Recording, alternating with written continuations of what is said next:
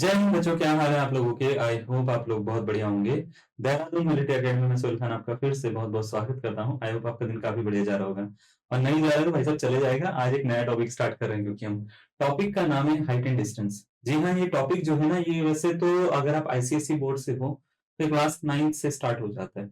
But अगर आप CBSE board से हो, आईएससी आईसीएसई बोर्ड से नहीं हो, या सीबीएसई बोर्ड से हो या स्टेट बोर्ड से हो, जैसे स्टेट बोर्ड उत्तराखंड का है, मान लेते हैं यूपी का है या किसी भी स्टेट का है, तो जनरली जो स्टेट बोर्ड में या सीबीएसई बोर्ड में जो टॉपिक है ये स्टार्ट होता है क्लास 10th में। क्लास 10th में स्टार्ट होता है, क्लास 10th में ही खत्म कर देते हैं उसको तो उसी समय स्टार्ट होता है, उसी समय खत्म हो जाता है। टॉपिक बहुत बढ़िया टॉपिक है, मजेदार टॉपिक है, पढ़ने में बड़ा मजा आता है। एंड में जब इसके ऊपर क्वेश्चन पूछे जाते हैं ना, तो वो एक्चुअल में टॉपिक का कॉन्सेप्ट वहीं से लिया जाता है, बट उसके लेवल को थोड़ा सा इंक्रीज या डिक्रीज कर दिया जाता है। वो डिपेंड करता है कि आपका किस तरीके से वो क्वेश्चन बनाना चाहते हैं। तो वो क्या करते हैं, प्रॉपर्टीज ऑफ ट्राइंगल में कई बार इसको क्वेश्चन को डाल देते हैं, कई बार जो होता है हाइट एंड डिस्टेंस के अलग से क्वेश्चन बना देते हैं। तो वो लेवल के अकॉर्डिंग इंक्रीज या डिक्रीज करते रहते हैं उसको। अब हम क्या करेंगे, जो आज की वीडियो होगी उसमें इस टॉपिक को स्टार्ट करेंगे और हम ये देखेंगे कि कितने अलग अलग तरह के क्वेश्चन हम कितने अलग अलग तरीके से कर सकते हैं, ठीक है। बट कोई भी टॉपिक जब हम स्टार्ट करते हैं तो उसका बेसिक जरूर पढ़ते हैं, क्योंकि बेसिक पढ़े बिना वो टॉपिक कंप्लीट नहीं होता, वो इनकम्प्लीट रहता है। तो हाइट एंड डिस्टेंस भी हम स्टार्ट कर रहे हैं, तो सबसे पहले हम इसमें बात करेंगे कुछ बेसिक टर्म्स के ऊपर या कुछ बेसिक चीजों के ऊपर। जैसे हाइट एंड डिस्टेंस करने से पहले मैंने आपको ये बताया था कि जो ट्रिग्नोमेट्री का जो यूज है, जो स्टार्टिंग में जो यूज होता है ट्रिग्नोमेट्री का, वो एक्चुअल में जो है ना बच्चे, वो एंगल निकालने के लिए है। वो एक्चुअल में जो है साइड निकालने के लिए, वो एक्चुअल में जो है किसी भी ट्राइंगल का कोई भी मेजर निकालने के लिए है ना, साइड हो, एंगल हो या कुछ और चीज हो, वो निकालने के लिए ट्रिग्नोमेट्री का हम यूज करते हैं। तो जनरली ट्रिग्नोमेट्री एक ट्राइंगल पे काम करती है, खाली ट्राइंगल पे से स्टार्ट होती है। उसके बाद में तो ये बहुत सारी अलग अलग तरह की फिगर्स पे हम इसको लगा सकते हैं, लेकिन जनरली जो होता है स्टार्टिंग जो होती है इसकी, वो ट्राइंगल से होती है ना। तो इसमें जब हम हाइट एंड डिस्टेंस की बात करते हैं, तो हाइट एंड डिस्टेंस में जनरली हम जब ट्राइंगल लेते हैं तो वो एक राइट एंगल ट्राइंगल होता है बच्चे। राइट एंगल ट्राइंगल मतलब ऐसा ट्राइंगल जिसका एक एंगल कितना डिग्री का होता है, 90 डिग्री का होता है। हाँ, 90 डिग्री का। तो सपोज करो अगर ये ट्राइंगल ए बी सी है, तो ये जो एंगल है 90 डिग्री का, तो इसकी कुछ साइड उससे डिफाइन होती है। जो 90 डिग्री के सामने वाली साइड है, इसको बोलते हैं हाइपोटेनस। एच से इसको डिनोट करा जाता है, हाइपोटेनस इसको बोला जाता है, ठीक है। अगर आप एंगल यहां से मेजर कर रहे हो, यहां से मतलब सी पॉइंट से अगर आप मेजर कर रहे हो, तो उस केस में एंगल अगर थीटा है, तो इसके सामने वाली जो साइड है बच्चे, इसको परपेंडिकुलर बोला जाता है। परपेंडिकुलर या हाइट ऑफ ट्राइंगल बोला जाता है, ठीक है। और इसको जो नीचे वाली है ना, एंगल की नीचे वाली दिख रही है आपको, ये वाली जो साइड होती है, इसको बेस बोला जाता है और इसको बी से डिनोट करा जाता है। तो एच पी और बी, यहाँ पे तीन चीजें आपको देखने को मिलेंगी, हाइपोटेनस, परपेंडिकुलर और बेस। हर क्वेश्चन में ये तीन चीजें देखने को मिलेंगी आपको, ठीक है। लेकिन अगर इसमें एक चीज याद रखिएगा, परपेंडिकुलर का मतलब ये नहीं है कि जो ऊपर दिख रहा है वो परपेंडिकुलर है, नहीं, ऐसा नहीं होता कि जो ऊपर दिख रहा है परपेंडिकुलर है, जो नीचे दिख रहा है वो बेस है। परपेंडिकुलर या बेस जो होते हैं वो एक्चुअल में डिनोट होते हैं एंगल के बेसिस पे, या डिसाइड होते हैं एंगल के बेसिस पे। जैसे अगर एंगल सपोज करो यहाँ पर है, तो इसके जो सामने यहाँ पे दिख रहा होगा ये परपेंडिकुलर होगा और उसके बाद में ये बेस होगा। तो बेस या परपेंडिकुलर डिपेंड करता है कि आप एंगल कहां से मेजर कर रहे हो। एंगल आप इस पॉइंट से मेजर कर रहे हो, ठीक है, या इस पॉइंट से मेजर कर रहे हो। अगर आप इस वाले पॉइंट से मेजर कर रहे हो तो इसके सामने परपेंडिकुलर होगा, ठीक है। अगर आप इस पॉइंट से मेजर कर रहे हो तो इसके सामने परपेंडिकुलर होगा। तो ऐसा बिल्कुल कॉन्सेप्ट नहीं होता कि जो नीचे है वो बेस है और जो ऊपर है वो परपेंडिकुलर है, ऐसा नहीं होता, ठीक है। तो ट्राइंगल में परपेंडिकुलर और बेस जो होते हैं वो डिपेंड करते हैं एंगल कहां से मेजर हो रहा है। एंगल यहां से मेजर हो रहा है तो ये परपेंडिकुलर है, ये बेस है। एंगल यहां से मेजर हो रहा है तो ये परपेंडिकुलर है, ये बेस है। तो इसका मतलब क्या है, इसका मतलब ये बड़ा सिंपल सा है। इसका मतलब ये है कि परपेंडिकुलर और बेस आपस में जो होते हैं वो इंटरचेंजेबल होते हैं, बट हाइपोटेनस नहीं होते। हाइपोटेनस फिक्स है। देखो जरा, लॉन्गेस्ट साइड है, ये फिक्स है कि ये जो टिल्टेड साइड होगी ये वाली, है ना, ये जो होगी इसको ही हाइपोटेनस बोला जाएगा। परपेंडिकुलर और बेस जो है वो चेंज कर सकते हैं हम अपने अकॉर्डिंग, अपने विलिंग, मैं बोल सकता हूँ अपने विल के अकॉर्डिंग हम इसको जो है वो चेंज कर सकते हैं। बात समझ में आ रही है। दूसरी चीज, जब हम बात करेंगे यहाँ पे एंगल्स के बारे में, तो हाइट एंड डिस्टेंस में दो तरह के एंगल हमारे काम करते हैं। दो तरह के एंगल कौन कौन से, देखो सपोज करो आप ना यहाँ पे नीचे खड़े हुए और आपके सामने जो है वो, मान लेते हैं देहरादून मिलिट्री एकेडमी का कैंपस में जो है, मैं मान लेते हैं सेकंड फ्लोर पे मैं पढ़ा रहा हूँ, आप मुझे देख रहे हो, ठीक है, शीशे से देख रहे हो बाहर से, तो आप मुझे देख रहे हो कि अरे वाह क्या स्मार्ट टीचर है, ऐसे टीचर हमारे पास में भी होने चाहिए, ठीक है, ऐसे करके मेरे को निहार रहे हो आप। तो अगर आप जो है मान लेते हैं यहाँ पे नीचे खड़े हो और मैं ऊपर यहाँ पे पढ़ा रहा हूँ या ऊपर खड़ा हुआ हूँ या ऊपर कुछ भी कर रहा हूँ, मैं पोज देके खड़ा हूँ ऐसे करके ऐसे करके, ठीक है, तो आप मुझे देख रहे हो, अब मुझे आप देख रहे हो, ठीक है, तो आप अगर नीचे से ऊपर देख रहे हो, जैसे ये नीचे हो आप, यहाँ से अगर आप ऐसे देख रहे हो तो इसका मतलब ये आपकी गर्दन कुछ इस तरीके से ऐसे ऊपर की तरफ मूव कर रही है ना, ऐसे मूव कर रही है, आप बस समझ पा रहे हो, नीचे से ऊपर ऐसे जा रही है गर्दन, तो आप ऐसे देख रहे हो उसको। तो अगर आप नीचे से कभी भी ऊपर देखते हो तो जो एंगल बनता है ऐसे, यहाँ से ऐसे जो एंगल बनता है, इस एंगल को हम एक नाम से जानते हैं, याद रखिएगा, इस एंगल को बोलते हैं एंगल ऑफ एलिवेशन। क्या बोलते हैं? Angle of elevation. Elevation, angle of elevation, elevation का मीनिंग ही होता है उठना, मतलब उठाव का एंगल, ठीक है, एक तरह से जब आप नीचे से ऊपर जाते हो या नीचे से ऊपर देखते हो तो वो जो एंगल बनता है उसको ही एलिवेशन बोला जाता है। आपने एक वर्ड सुना होगा एलिवेटर, एलिवेटर यानी लिफ्ट जो होती है ना उसको एलिवेटर बोला जाता है। तो एलिवेटर का काम क्या होता है? एलिवेटर का काम ये होता है आपको नीचे से ऊपर लेके जाना, है ना, नीचे से ऊपर लेके जाना, वो एलिवेटर का काम है, ठीक है। ऊपर से नीचे लाना काम नहीं है, ऊपर से नीचे तो आप कूद जाओ, खुद पहुंच जाओ, ग्रेविटी लेकर आ जाएगी आपको, ठीक है। ऊपर से नीचे लाना काम एलिवेटर का नहीं है। एलिवेटर को इन्वेंट इसलिए करा गया क्योंकि आप नीचे से ऊपर जाने में आपको डिफिकल्टी हो रही थी, ऊपर ले जाने के लिए आपको है। तो एलिवेशन का काम भी आप समझिए, एलिवेशन का मतलब यह है कि एंगल को ऊपर उठाने की बात हो रही है। तो जब भी हम नीचे से ऊपर देखेंगे तो वो जो एंगल बनेगा उसको बोलेंगे हम एंगल ऑफ एलिवेशन। इसी तरीके से एंगल, अगर मान लेते हैं आप ऊपर खड़े हो, है ना, आप ऊपर खड़े हो और आप मुझे नीचे देख रहे हो, मैं यहाँ पे नीचे खड़ा हूँ, यहाँ पे मैं हूँ, ठीक है, ये मैं हूँ, मैं खड़ा हुआ हूँ बढ़िया से मजे से, ठीक है, 4 बाल ही बचे बस सर पे, 4 बाल, ये 4 बाल के साथ में मैं खड़ा हूँ बाल खड़े करके ना, ठीक है, और मैं खड़ा होके यहाँ पे अपना जो है मोबाइल चला रहा हूँ, सपोज करिए, आप मुझे ऊपर से देख रहे हो। तो अगर आप ऊपर से नीचे मुझे देख रहे हो, इधर ध्यान से देखना,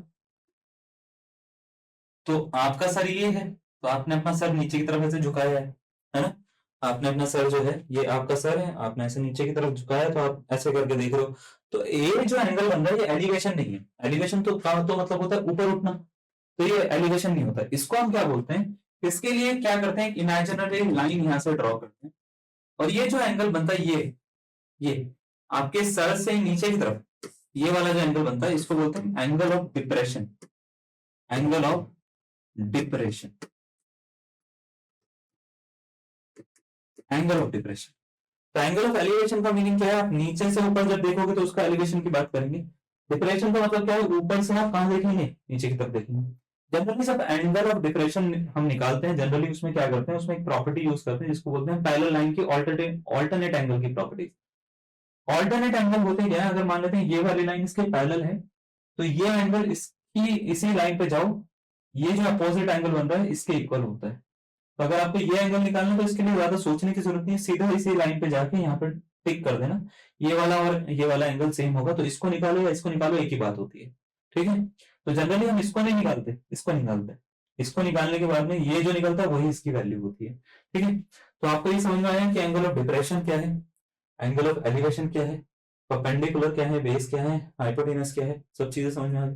फिर आपको पाइथागोरस थ्योरम आती है, बिल्कुल बढ़िया, ठीक है, हाइपोटेनस का square is equal to perpendicular का स्क्वायर प्लस बेस का स्क्वायर। अब जब ट्रिग्नोमेट्री स्टार्ट होती है ना, ट्रिग्नोमेट्री जब स्टार्ट होती है तो स्टार्टिंग में ही एक फॉर्मूले बताए जाते हैं आपको, पंडित बद्री प्रसाद हर हर भोले वाला, ठीक है, याद है।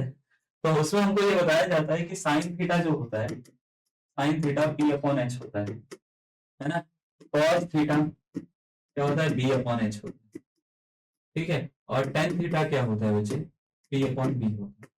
पढ़ा है हमने या नहीं पढ़ा है, ये पढ़ा है हमने, है ना।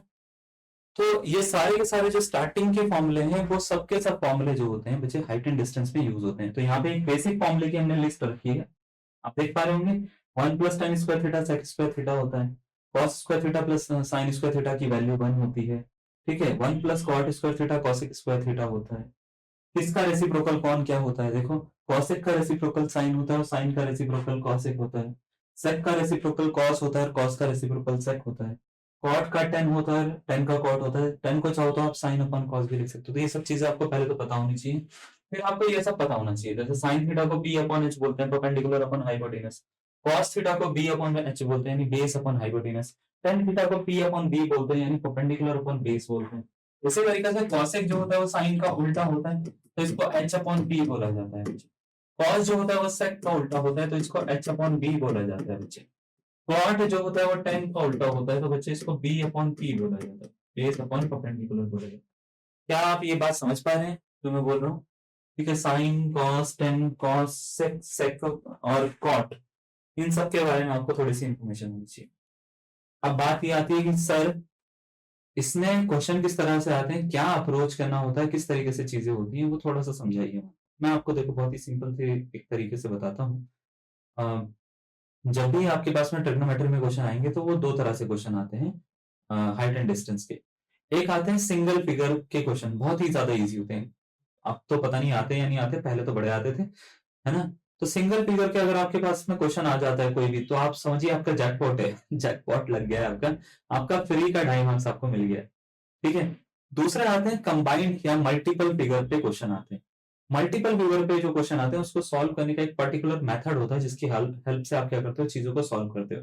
तो पहले हम क्या करेंगे, पहले हम बात करेंगे सिंगल फिगर पे किस तरह से क्वेश्चन सॉल्व होते हैं, उसके बाद हम बात करेंगे मल्टीपल फिगर पे किस तरह से क्वेश्चन सॉल्व होते हैं। तो चलिए स्टार्ट करते हैं बिना किसी देरी के। जो सिंगल फिगर वाले क्वेश्चन है वो आपको कैसे करने हैं और उसमें क्या क्या चीजें आती हैं। ठीक है, तो चलिए देखिए, जैसे एक क्वेश्चन है आपको यहाँ पे दिखेगा। क्वेश्चन में क्या बोला गया है, क्वेश्चन में ये बोला गया है कि the angle of elevation of the sun when the length of the shadow of a pole is √3 times the height of the pole is.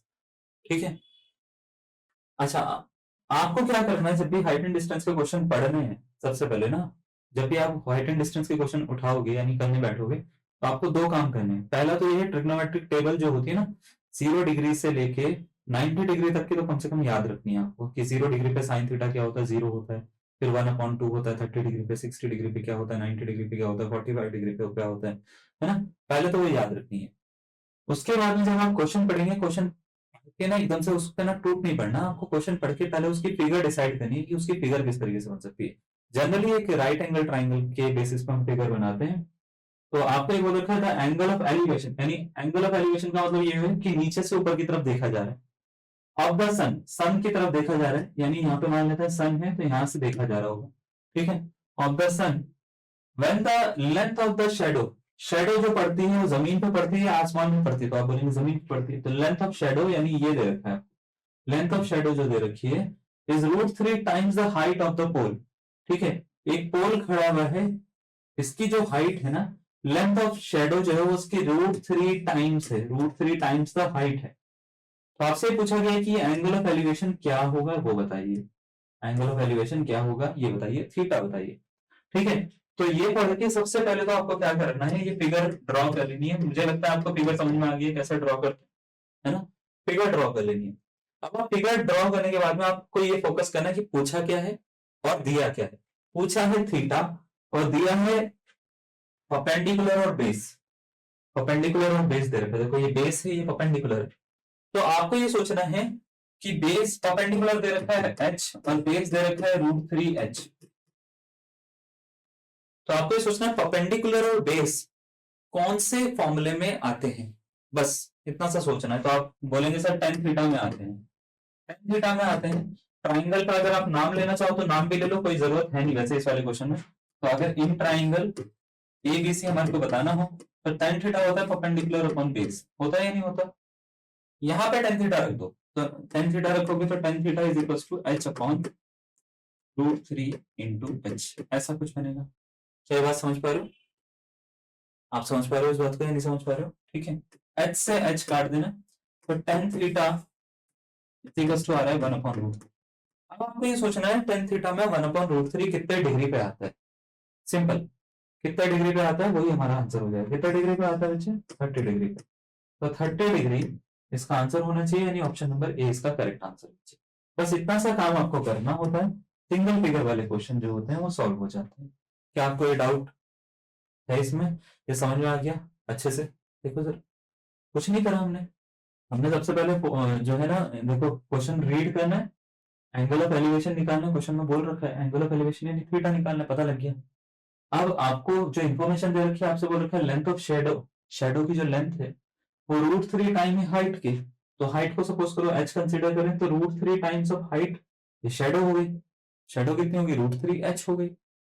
दोनों को परपेंडिकुलर और बेस दे रखा है, परपेंडिकुलर और बेस कौन से फॉर्मूले में यूज होता है, यूज करो, ठीक है, tan थीटा में होता है, tan theta is equals to p upon b, cut करो आपका आंसर निकल के खुद आ जाएगा, बस सिंपल सा काम, आसान है, नोट करो इसको, सिंपल है ना।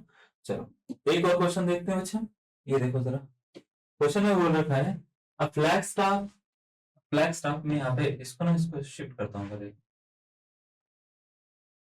ये ऊपर दिख रहा है ना, इसको उठाना पड़ेगा यहाँ से, उठा लेते हैं इसको, चलो उधर चलो, यहाँ बैठो, ठीक है। अभी तो ध्यान से सुनो, फ्लैग स्टाफ 6 मीटर हाई, एक फ्लैग स्टाफ है जो कि 6 मीटर लंबा है, ऊंचा है, is placed on the top of a tower, वो एक टावर के टॉप पर प्लेस्ड है, ठीक है। The flag staff cast a shadow, वो एक शैडो कास्ट करता है जमीन पर, विच इज 2√3 मीटर लॉन्ग, जो कि 2√3 मीटर लंबी है, when measured along the ground, ठीक है। अब आपसे बोल रखा है the angle in degrees that the sun rays make with the ground is, ठीक है, बस आपको एंगल बताना है कितना बनेगा। एक फ्लैग स्टाफ है, ठीक है, इसकी शेडो आ रही है, शेडो कितनी आ रही है 2√3 मीटर लंबी आ रही है, ठीक है, ये आ रही है 2√3 मीटर लंबी शेडो डाल रहा है, ठीक है। फ्लैग स्टाफ जो है वो एक 6 मीटर लंबा है, यहां से यहां तक की डिस्टेंस कितनी है, ठीक है, 6 मीटर, 6 मीटर लंबा है ना। अब आपसे ये बोल रखा है कि ये एंगल ऑफ एलिवेशन कितना बन रहा है, ये बताइए, एंगल ऑफ एलिवेशन पूछा गया है।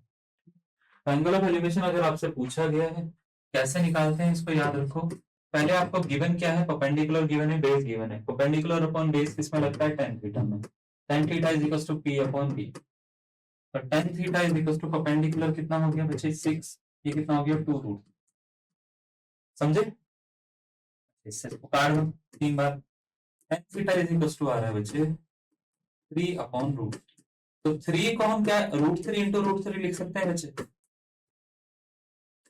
हाँ या ना, देखो जरा, ऐसा लिख सकते हैं या नहीं लिख सकते हैं, √3 इंटू √3 लिख सकते हैं ना, इससे इसको कट कर लो, तो tan थीटा √3 है ना, tan थीटा क्या है √3 है, तो √3 कितने डिग्री पे होता है बच्चे, 60 डिग्री पे होता है। ऑप्शन है कहीं, है तो बिल्कुल है, ऑप्शन नंबर ए है इसका करेक्ट आंसर। क्या आपको समझ में आया बच्चे, बोलो हाँ, क्लियर है, बहुत अच्छी बात है, ठीक है सर, नेक्स्ट क्वेश्चन पे आ जाते हैं।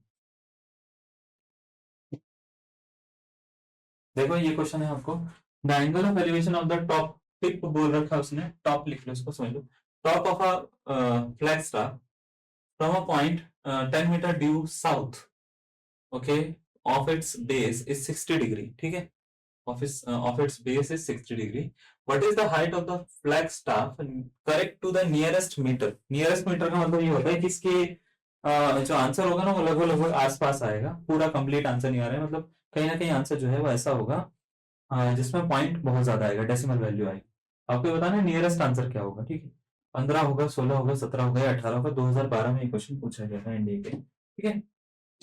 अब देखो, जैसे आपसे ये क्वेश्चन बोल रखा है ना, आपसे सिंपल सा एक क्वेश्चन बोला गया है कि angle of elevation of the top of a flag star from a point 10 metre due south, suppose करो ये फ्लैग स्टार है, ठीक है, और आप यहाँ पे खड़े हो, अब बात ये आती है कि साउथ क्या होता है, नॉर्थ क्या होता है, ठीक है, साउथ क्या होता है, नॉर्थ क्या होता है, सपोज करो आप ऐसे खड़े हो, ये आपका सर उस तरफ है, आप इस तरफ हो, मतलब पीछे का जो पीछे का हिस्सा होता है बैक, वो इस तरफ है, सर इस तरफ है, ठीक है, ये आपका लेफ्ट हैंड है, ये आपका राइट हैंड है, तो आपको ये पता है ईस्ट वेस्ट नॉर्थ साउथ क्या होता है, देखो ये होता है ईस्ट, ये होता है वेस्ट, ये होता है नॉर्थ, ये होता है साउथ, तो आप ये मान के चलिए आप ऐसे खड़े हो इस समय, तो साउथ अगर आप चाहो तो, अगर आप ऐसे अपनी डायरेक्शन ले रहे हो तो साउथ इस तरफ लेंगे, ऐसे अपने डायरेक्शन ले रहे हो तो साउथ इस तरफ लेंगे, ठीक है, क्लियर। तो आप किसी भी तरफ ले सकते हो, मान लेते हैं मैं साउथ इस तरफ ले रहा हूँ, ठीक है। अब साउथ इस तरफ ले रहा हूँ तो यहां से जो एंगल ऑफ एलिवेशन बन रहा है वो आपको निकालना है, ठीक है। 10 मीटर आप दूर हो और फ्लैग स्टाफ जो है, नहीं एंगल ऑफ एलिवेशन दे रखा है, सॉरी एंगल ऑफ एलिवेशन आपको दे रखा है 60 डिग्री में, 10 मीटर आप दूर हो, आपको ये बताना है हाइट कितनी होगी इसकी, ठीक है, हाइट कितनी होगी वो आपको निकालनी है, करेक्ट टू नियरेस्ट मीटर, ठीक है, नियरेस्ट मीटर के आसपास। तो सबसे पहले तो आप ये देखिए आपको क्वेश्चन में गिवन क्या है ना, और गिवन के अकॉर्डिंग आपको फॉर्मूला कौन सा यूज करना है। तो मैं बोलूंगा यहाँ पे जो है परपेंडिकुलर और बेस गिवन है सर, है ना, परपेंडिकुलर और बेस गिवन है, तो टेन थीटा का फॉर्मूला यूज करना चाहिए। Tan theta is equal to होता है perpendicular upon base, tan 60 degree लिखो बच्चे यहाँ पे, is equal to perpendicular upon base, ठीक है, एच अपॉन 10। टेन 60 डिग्री को हम क्या बोलते हैं, √3, √3 is equal to H upon 10 हो गया। क्या ये बात समझ में आई आपको? तो इसको इधर शिफ्ट कर लो तो ये हो जाएगा 10 into √3 is equal to H हो जाएगा। क्या ये बात सही है? 10 into √3 is equal to H. यहाँ तक समझ में आया आपको या नहीं आया? अच्छा मुझे ये बताइए √3 की वैल्यू क्या होती है? 1.73205 है ना, तो हम अप्रोक्सीमेट अगर वैल्यू लें ये होगी 1.7 के आसपास, 1.7 into 10 is equal to H. तो 1.7 इंटू 10 कितना होता है, 17, 17 अप्रोक्स बोल सकते हैं उसको, अप्रोक्सीमेट 17 है, इसकी वैल्यू है एच की वैल्यू। बस इतना आपका आंसर आ गया। हमसे ये पूछा गया था कि आंसर क्या होगा, अप्रोक्सीमेट बताइए, तो अप्रोक्सीमेट आंसर निकाला। वैसे तो 1.732 बहुत लंबा चलता है इसका, √3 की वैल्यू एक इरेशनल नंबर है, इरेशनल नंबर का मतलब ये होता है कि इसका डेसिमल एक्सपेंशन कभी खत्म ही नहीं होगा, ये बहुत लंबा है, ठीक है। लेकिन अगर आप अप्रोक्सीमेट आंसर चाहते हैं तो इस तरीके से आप निकाल सकते हो, 1.7 के आसपास भी लिख सकते हो आप इसको, चलेगा। समझ में आया? इजी क्वेश्चन है, नहीं है क्या, है ना। चलो तो आपको समझ में आ रहा है फर्स्ट जो सिंगल फिगर वाले क्वेश्चन होते हैं उनको कैसे अप्रोच करते हैं बच्चे। जो सिंगल फिगर वाले क्वेश्चन होते हैं उनको इस तरीके से अप्रोच करा जाता है। एक और क्वेश्चन देखते हैं 2011 में आ रखा है, बोला गया at a point 15 metre away from the base of a 15 metre high house the angle of elevation of the top is. बहुत इजी क्वेश्चन है, मतलब इजीएस्ट क्वेश्चन में से एक है ये, ठीक है। 15 मीटर दूर है एक पॉइंट, है ना, एक पॉइंट क्या है, 15 मीटर दूर है और 15 मीटर हाई टावर है, उससे 15 मीटर दूर है, मतलब ये भी 15 है और ये भी 15। आपसे बोल रहा है कि एंगल ऑफ एलिवेशन क्या होगा, तो कैसे निकालेंगे वो खुद देखो आप, क्या आंसर होना चाहिए वो बताओ मुझे, ठीक है। चलो स्टार्ट करें। मुझे बताइए कौन सा फॉर्मूला लगेगा, टेन थीटा का, tan theta perpendicular upon base. तो tan theta is equal to perpendicular कितना है बच्चे, 15, बेस भी कितना है बच्चे, 15, 15 अपॉन 15 कट करो कितना आता है, एक आता है। और टेन थीटा की वैल्यू कितनी हो गई है, 1। बस आपको ये सोचना है 10 में 1 कितने डिग्री पे आता है, आपका आंसर खत्म हो जाएगा। क्या आपको टेबल आती है? बहुत अच्छी बात है। कितने डिग्री पे आता है? 45 डिग्री पे आता है। तो थीटा की वैल्यू कितनी होगी बच्चे, 45 डिग्री हो गई है, ये इसका आंसर होगा। हल वाला क्वेश्चन है ना, बिल्कुल, है ना, हल का जलवा। सही है ना, बहुत इजी है, नहीं है। नेक्स्ट क्वेश्चन करेंगे हम, इस पे आगे बढ़ते हैं, ठीक है। एक क्वेश्चन और है, इसको देखो जरा। A tower of height 15 metre stands vertically on the ground, from a point on the ground the angle of elevation of the top of the tower is found to be 30 degree, ठीक है।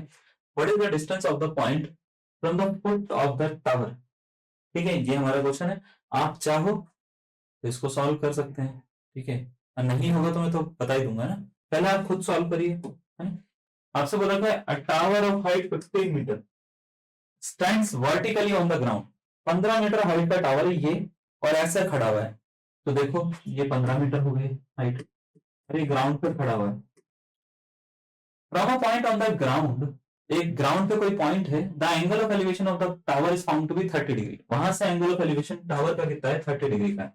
यहां से लेके यहां तक की एक ले लो और ये एंगल ऑफ एलिवेशन जो बन रहा है इसका टावर का वो 30 डिग्री बन रहा है। एलिवेशन का मतलब नीचे से ऊपर एंगल बनाना है आपको, 30 डिग्री का बन रहा है। What is the distance of the point, मतलब इस पॉइंट की डिस्टेंस टावर के फुट से क्या होगी ये आपको बतानी है। इसका मतलब आपका बेस निकालना, बेस निकालना ही नहीं पता, यही तो डिस्टेंस निकालनी है, बेस ही नहीं पता अपने को, बाकी तो सब कुछ पता है। ठीक है, तो परपेंडिकुलर अपॉन बेस कौन से फॉर्मूले में होता है बच्चे? tan थीटा में। तो क्या मैं डायरेक्ट कर सकता हूँ tan 30 degree is equal to perpendicular 15 upon base, है ना, बेस बेस कितना b। tan 30 डिग्री की वैल्यू कितनी होती है? तो आप बोलेंगे सर tan 30 डिग्री की वैल्यू होती है 1 अपॉन रूट 3, 15 अपॉन बेस कर देंगे, b को उधर शिफ्ट करो, रूट 3 को इधर शिफ्ट करो, 15 रूट 3 हो जाएगा। ये तो कुछ ज्यादा ही इजी क्वेश्चन हो गया, यही पूछा है क्या इन्होंने इसमें? ऑप्शन नंबर ए आ रहा है। The angle of elevation is 30 degree. What is the distance of the point from the foot of the, हाँ यही पूछा है। तो ये बहुत ज्यादा इजी क्वेश्चन था, कुछ नहीं करना, इधर को इधर, इधर इसको इधर ट्रांसफर कर दो, इसको इधर ट्रांसफर कर दो, बस मल्टीप्लाई करो, आंसर करना, सिंपल। समझ में? ये नोट करिए इसको, समझ गए ना बच्चे? A lamp post stands on a horizontal plane from a point situated at a distance of 150 meter from its foot. The angle of elevation of the top is 30 degree. What is the height of the lamp post? आपसे पूछा गया, ठीक है। चलिए start करेंगे आप और निकालेंगे इसका आंसर, है ना। सिंगल ही फिगर है शायद, है ना, डबल फिगर का क्वेश्चन नहीं है। चलिए आपसे बोल रखा है एक लैंप पोस्ट है, वो एक हॉरिजॉन्टल प्लेन पे खड़ा हुआ है, तो ना horizontal plane from a point situated at a distance 150 metre from its foot। ये लैंप पोस्ट खड़ा हुआ है और एक पॉइंट है जो यहाँ से 150 मीटर दूर है, इसके फुट से, ये इसका फुट है, यहाँ से 150 मीटर दूर है, ठीक है। The angle of elevation, elevation मतलब ऊपर देख रहे हो, ठीक है, ऑफ द टॉप, टॉप से एंगल ऑफ एलिवेशन जो आ रहा है, अरे भाई साहब बड़ा टेढ़ा सा फिगर बन गया, ठीक है, तो लाइन सीधी खींचता हूँ ऐसे, ये जो एंगल ऑफ एलिवेशन है ये है 30 डिग्री। तो आपसे बोल रखा what is the height of the lamp post, इस लैंप पोस्ट की हाइट क्या हो? सिंपल क्वेश्चन, हाँ बताओ इसमें क्या होगा। tan theta is equals to, यानी tan 30 degree is equals to perpendicular upon base. बच्चे क्या ये बात सही है ना?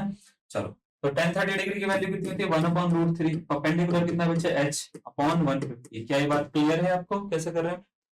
इस 150 को इधर शिफ्ट कर सकते हैं, तो h की वैल्यू आ रही है बच्चे 150 अपॉन रूट 3। क्या यहाँ तक कोई डाउट है? नहीं है, लेकिन ये ऑप्शन में नहीं है आंसर, आप देख पा रहे ऑप्शन में आंसर नहीं है। तो कभी कभार ऐसा भी होगा कि आपको ऑप्शन में आंसर नहीं मिलेगा, तो उस केस में करना क्या है, लास्ट में अगर ऐसा कभी भी डिवीजन में आ जाता है तो आप इसको रैशनलाइज कर सकते हो।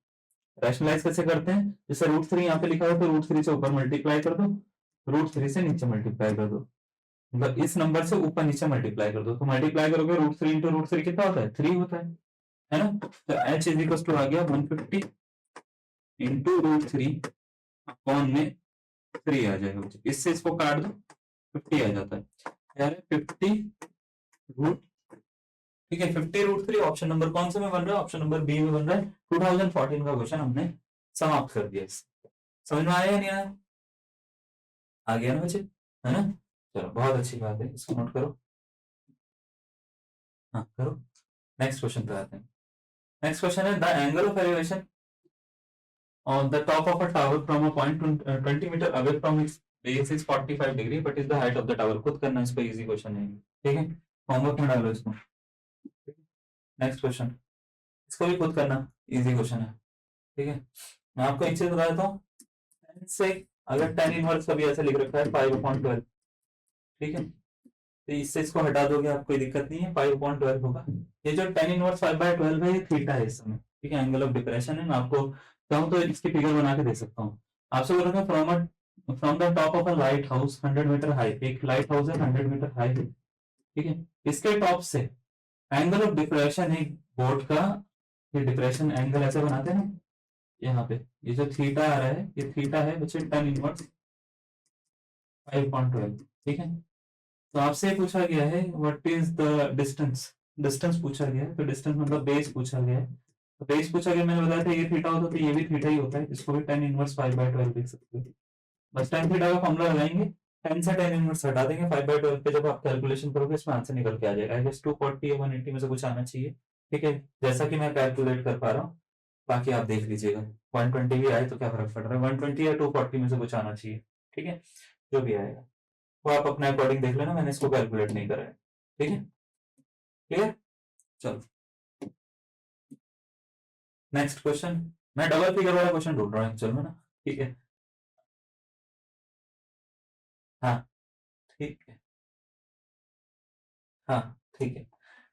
चलिए अब हमारे पास में जो शुरू हो गए हैं वो मल्टीपल फिगर के क्वेश्चन शुरू हो गए हैं। जैसे ये आपको स्क्रीन पे क्वेश्चन दिख रहा होगा, कभी भी अगर आपके पास में मल्टीपल फिगर के क्वेश्चन आते हैं, ठीक है, तो उसमें करना क्या होता है, सबसे पहले मैं आपको थोड़ा समझाता हूँ। देखो आपको ना क्वेश्चन रीड करना है, कैसे पता लगे मल्टीपल फिगर के क्वेश्चन की, देखो फिगर ही बता देगी आपको कि मल्टीपल फिगर के क्वेश्चन है। एक क्वेश्चन बोल रखा है a man observes the angle of elevation of a balloon to be 30 degree. एक बलून है, ये है बलून, ठीक है, इसका एंगल ऑफ एलिवेशन उस तरह किसी पॉइंट से यहां से 30 डिग्री है, 30 डिग्री है, ये मैन ने ऑब्जर्व करा। उसके बाद में then he walks 1 kilometre towards the balloon, towards the balloon यानी बलून ये है ना, इसकी तरफ वो 1 किलोमीटर गया, इसकी तरफ कहां गया, 1 किलोमीटर गया, यहाँ पे गया सपोज करो 1 किलोमीटर, तो एंगल ऑफ एलिवेशन चेंज हो गया, वो हो गया 60 डिग्री। याद रखिएगा अगर 60 डिग्री है तो 30 डिग्री से आगे ही होगा, आगे इसलिए होगा क्योंकि 60 डिग्री के लिए आपको ऐसे ज्यादा ऊपर सर उठाना पड़ता है, नहीं ये एंगल बड़ा होता है, तो बड़े एंगल जितने जितना एंगल बढ़ते रहते हैं ना वो इसके पास आते रहेंगे। अगर मैं आपसे बोलूंगा 70 डिग्री कहाँ पे होगा तो इसके और आगे होगा, 80 डिग्री और कहाँ होगा, आगे होगा, 90 डिग्री ये होगा, समझ गए, तो एंगल बढ़ते रहते हैं इस तरीके से, ठीक। यहां से यहां तक वो 1 किलोमीटर गया, कितना, 1 किलोमीटर गया। अब आपसे बोल रखा है what is the height of the balloon, इस बलून की हाइट क्या होगी ये बताइए, एच, ये पता लगाना है। तो सबसे पहले जैसे मल्टीपल फिगर के क्वेश्चन होते हैं इनके नाम दे देता हूं मैं, ए बी सी और डी। तो याद रखिएगा जनरली जब ये क्वेश्चन आते हैं, जनरली इसमें कोई ना कोई हाइट, कोई ना कोई साइड, सॉरी कोई ना कोई साइड या कोई ना कोई एंगल कॉमन रहेगा। आपको बस ये वेरीफाई करना है कि वो साइड या एंगल कौन सा वाला है, ठीक है, और कुछ नहीं भी गिवन होगा, जो गिवन नहीं होगा उसको एक्स और वाई कंसीडर कर लेंगे आप, ठीक है। जैसे अगर मैं आपसे पूछूंगा यहाँ पे दो ट्राइंगल बन रहे हैं, सिर्फ राइट एंगल ट्राइंगल पे आपको फोकस करना है, ट्राइंगल तो वैसे बहुत सारे बन रहे हैं लेकिन सिर्फ राइट एंगल ट्राइंगल अगर मैं आपसे पूछूंगा कौन सा बन रहा है तो आप बोलेंगे एक तो सर ये वाला बन रहा है ए बी सी, और एक ट्राइंगल सर ये वाला बन रहा है ए बी और डी। आप देख पा रहे हैं ए बी सी जिसमें 60 डिग्री का एंगल है, ये वाला 60 डिग्री वाला, और एक ये वाला बन रहा है ए बी डी जिसमें 30 डिग्री का एंगल, तो भी ट्राइंगल बन रहा है राइट एंगल ट्राइंगल। इन दोनों ट्राइंगल में जैसे ये ए बी सी है और ये वाला ट्राइंगल का नाम है ए बी डी, इन दोनों ट्राइंगल में एक साइड कॉमन दिखेगी आपको, कौन सी है, ए बी, देख पा रहे, ए बी साइड क्या है, दोनों में कॉमन है, इसमें भी कॉमन है उसमें भी कॉमन है, दोनों में ए बी साइड कॉमन है।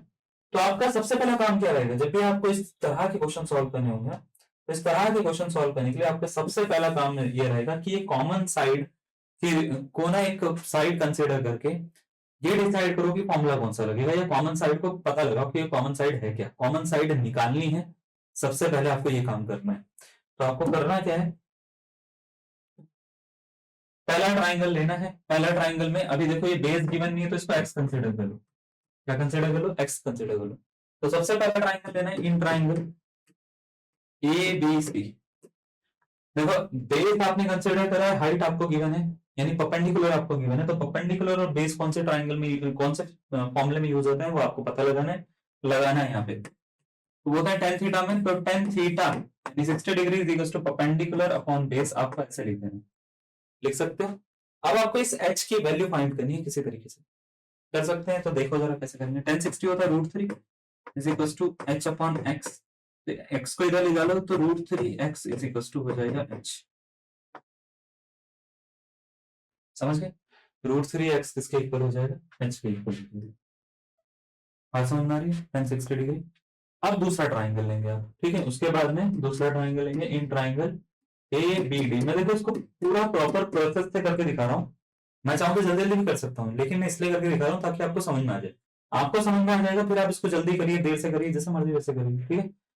तो उसके लिए आपको सबसे पहले तो टोटल साइड चाहिए, टोटल साइड कितनी है, बी से लेके डी तक की डिस्टेंस कितनी है, देखो ये एक्स से ये 1 है तो टोटल मिला के x + 1 हो जाएगी बच्चे,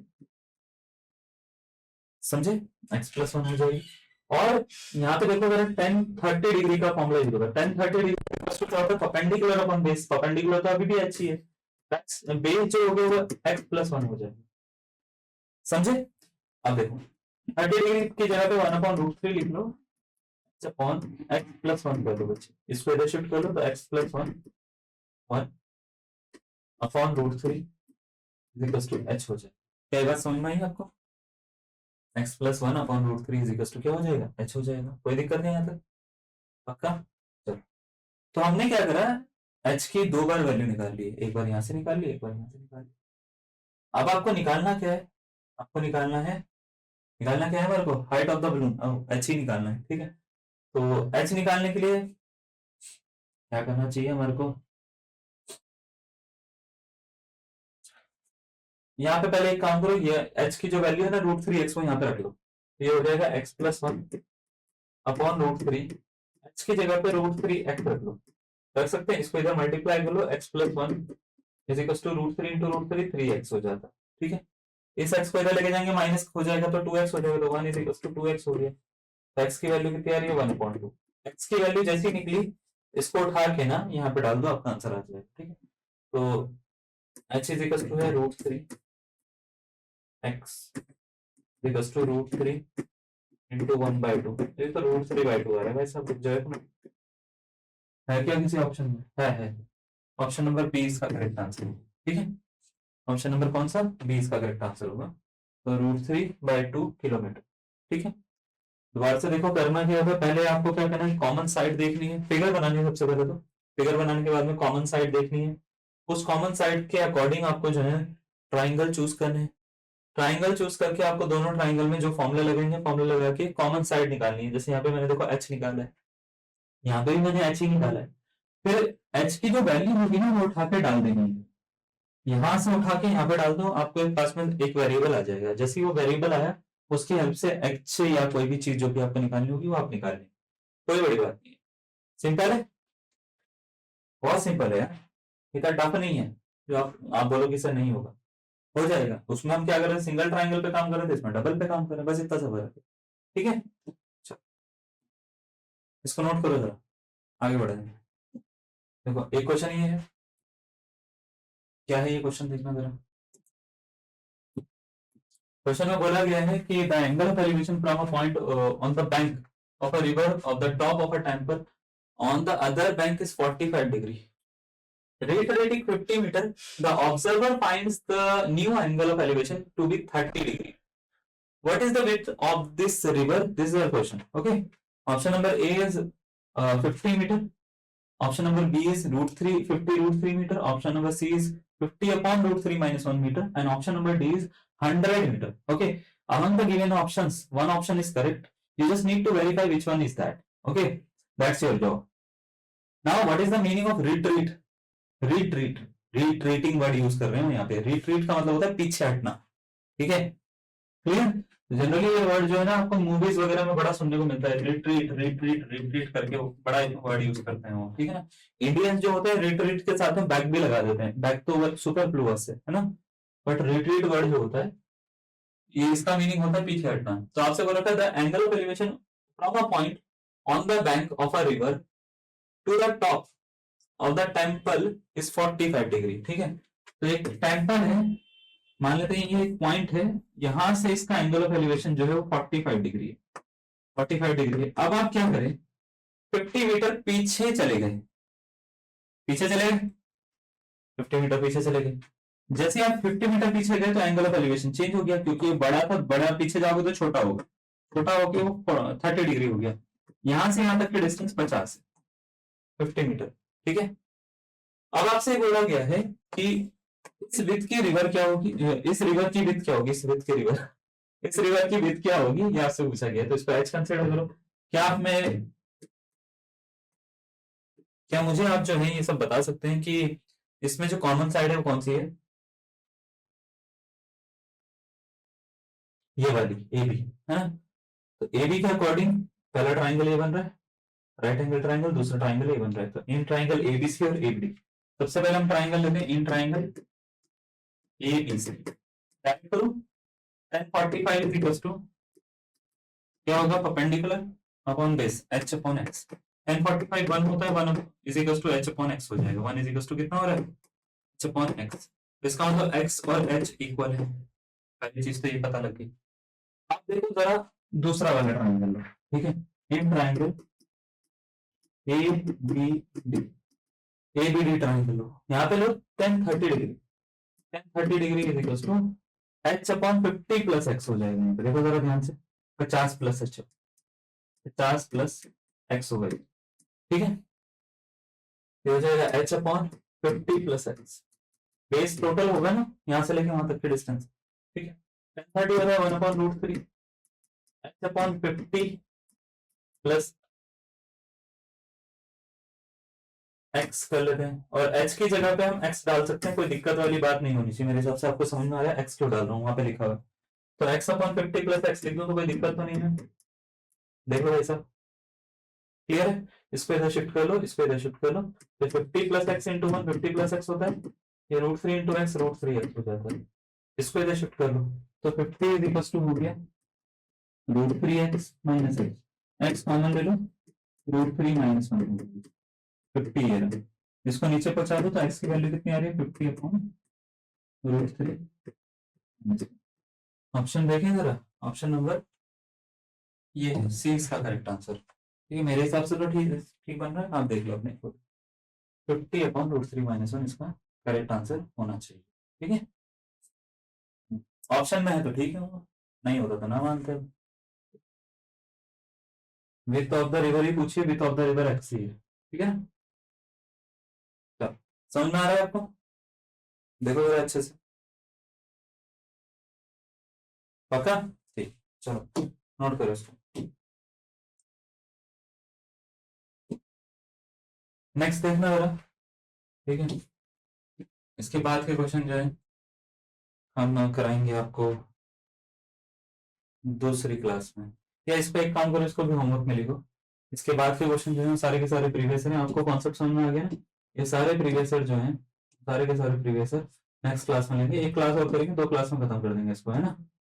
2 क्लास में हाइट एंड डिस्टेंस खत्म, बढ़िया है ना, मजा आ जाएगा। तो आज के लिए इतना कर लेते हैं, ये वाला ट्राई करना, इसको मैं कल बताऊंगा। एरोप्लेन मैं इसमें बता देता हूँ आपको क्या करना है।